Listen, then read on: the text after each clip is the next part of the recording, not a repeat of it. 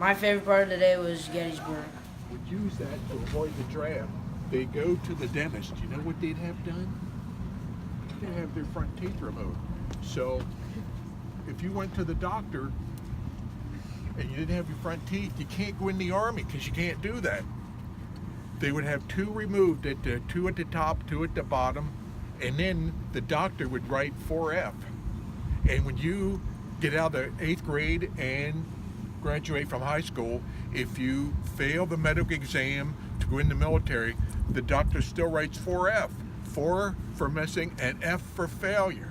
That's where that started. And then who sees the other branches?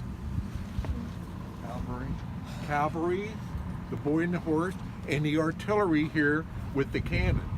And behind that girl is the famous company that did it. In bronze down there, can you see it? It says cast by Tiffany's, New York. Have you heard of Tiffany's girls? Oh no.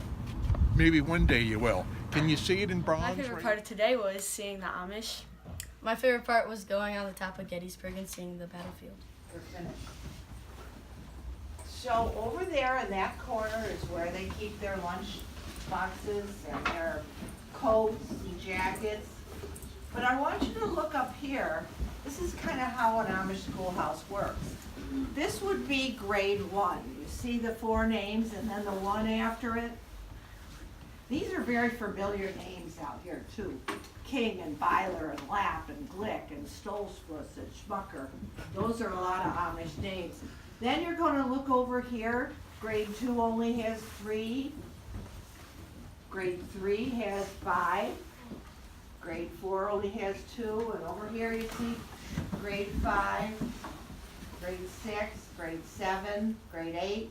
And then the one with an H, Sarah King, that's the teacher's helper. And Ada Glick with the T, that's the teacher's name. And if it's real cold out, the teacher will come to school real early, and she will light a fire in this and get it nice and warm. So when the children come, the room is fairly warm. You notice there's no lavatory or water fountains in here. Why? Because these schools are built on donated land on somebody's farm. And they don't want to put a whole sewer system in and all, so they will have outhouses. This is where they have to go to the bathroom. They go outside to a outhouse, boys and girls, and then there's a water pump out there that they wash their hands or get a bucket and also fill their drinking cups from there. This would be typical of a lamp, or the light that they would use, gas-fired lamp. And notice the German alphabet here and the English alphabet. So they come to school knowing German. And if their parents or family members have maybe a quilt shop or a roadside stand, and they're exposed to that from the time they're little, by then maybe they're speaking English. But amongst the family members, they speak German. And then we turn to the third day, the last day of the battle.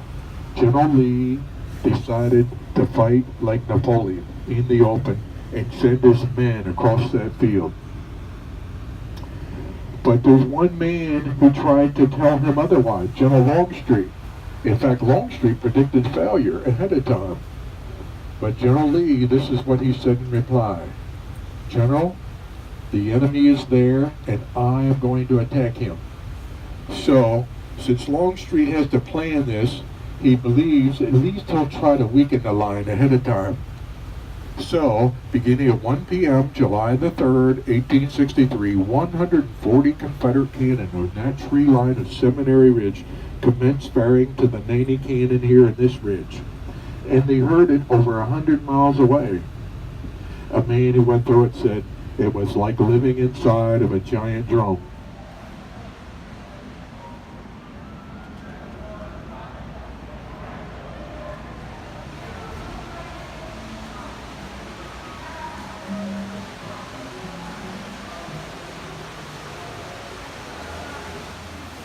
I touched it. It cold. No, feel it.